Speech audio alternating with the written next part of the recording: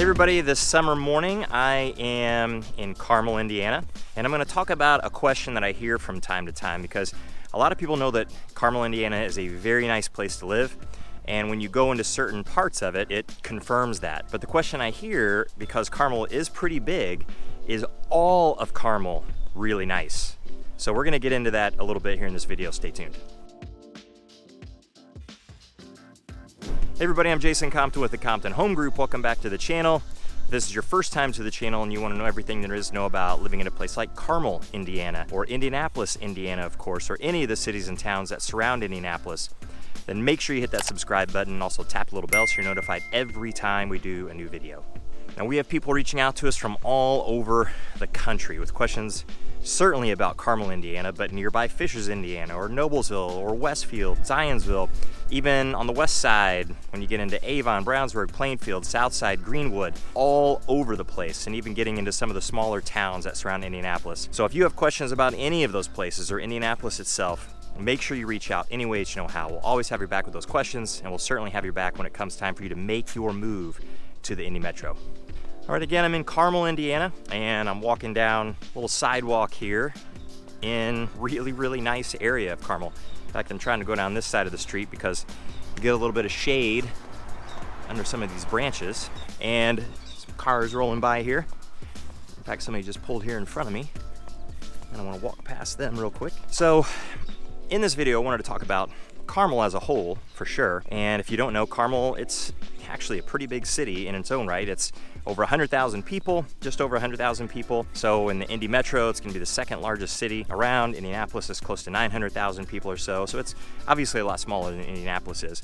And we know that Indianapolis has nice parts and it has some really bad parts. So there are lots of places in Indianapolis that I would certainly live. There are lots of places in Indianapolis that I would never consider living, and primarily because of safety. There are a lot of places in Indianapolis that are quite safe, and others that aren't so safe. Now when you get into Carmel, a lot of times that's a big question. Moving just to the whole Indy Metro here is, I wanna make sure that for my family, I'm in a safe place. And Indianapolis, you gotta pick and choose where you're gonna be. In Carmel, you can certainly pick and choose where you're going to be as well, but I mean, for the most part, it is brutally difficult to find a bad place in Carmel. It's certainly really difficult to find a place in Carmel that is unsafe. And for the most part, there's a helicopter flying low. Hospital helicopter, looks like. It's just kind of loud. So safety-wise in Carmel, almost anywhere you go, Central Carmel, East Carmel, West Carmel, North Carmel, South Carmel, it is all really, for the most part, quite safe. And the big thing that people are going to be worried about most would be the violent crime. And violent crime in Carmel, Indiana is exceptionally rare. You're going to have property crime everywhere, but even property crime in Carmel is pretty darn rare as well. Or at least it's a much lower level than what you're going to find in a lot of places in Indianapolis. So when you come to Carmel and you visit, of course, there are the hot spots that you want to see just to get to know the city a little bit better. And the downtown area is going to be one of those. So the Arts and Design District, you can get into Midtown, you can get into City Center, and they're all part of downtown, but they're all sections of downtown, and they're a little different from one another, and they offer different things, of course. And they're all very nice, very new feeling. You know, I haven't been there for 100 years like some of the downtown areas around Indianapolis have been. So it's much more contemporary, very clean, exceptionally safe, day or night, going through any of those parts. And then some of the neighborhoods surrounding it are actually some of the older neighborhoods in Carmel. It's kind of the old heart of Carmel. So you get some homes that, of course, are very old, but very renovated, and the price is very expensive when you're looking close to that downtown area. Anything that's kind of walkable to it or bikeable to it, it's pricey. And then if you're looking over, let's say, in a place like West Carmel, you're gonna find a lot of really new developments. So inside the last 20 years for the most part, that's kind of newer, but you can find new construction out there as well. As you get out further to the north and to the northwest, that's where a lot of the new construction is taking place. And when you get out there and you get into some of those neighborhoods, we're talking about some pricey places. So Zionsville and Carmel both are a couple of the more expensive places to live around the Indy Metro. And it's like we've got some construction on a house coming up here.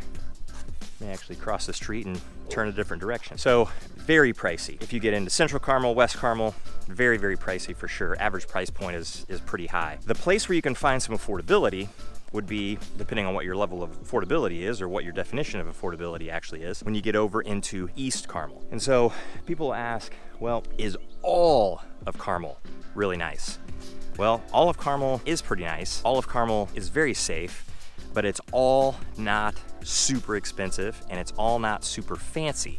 So if you get into the downtown area and you see some of these, I wouldn't call them necessarily historic homes, but certainly homes with some major age on them in the 80-year range, 90-year range, stuff like that, then those are gonna be pricey just because of the location. But if you get over here further to the east, like where I am today, I'm east of Gray Road, which is about as East Carmel as you can possibly get. So in this particular area, and they're putting a roof on this house over here.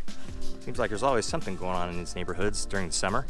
It's a good time to make some improvements on the outsides for sure, but I don't wanna get the nail gun going here in the video. So East Carmel is gonna have some neighborhoods. There's certainly neighborhoods with some age on them. So like in this neighborhood I'm in here right now, these are homes that were built in the 80s for the most part, it's like 1985, maybe 1982, somewhere in that range. So of course that's been around for quite a while. And you definitely get some homes in this neighborhood that not very big. They're not super fancy like you might find in some of the brand new neighborhoods when you go out towards the northwest in Carmel. Very expensive. So of course the price is gonna be lower in here. This is a place where you actually could get into Carmel under $400,000. You might find that home for $350,000, $360,000 at least right now. But given that it was built in the mid 80s, it probably needs a lot of updating. It probably needs a lot of work in a lot of cases too. And it could be all kinds of work. It could be bathroom renovations, flooring. It could be kitchen renovations, of course, heavy stuff. But you could also be talking about some pretty serious exterior renovations as well. And not the fun kind, not just I'm gonna paint my house and make it look different. It could actually be, we have to re-side the whole place. We have to re-roof the place. We've got to change the windows, which, you know, that's not terribly exciting to spend a ton of money on. We might have a driveway that's just completely in tatters. Need to replace the driveway with something else, either concrete or like this one here. This is an asphalt driveway, which actually has probably been here for quite a few years. It doesn't look perfect on the surface. It's kind of cracking a little bit. But you can find neighborhoods like this over in East Carmel.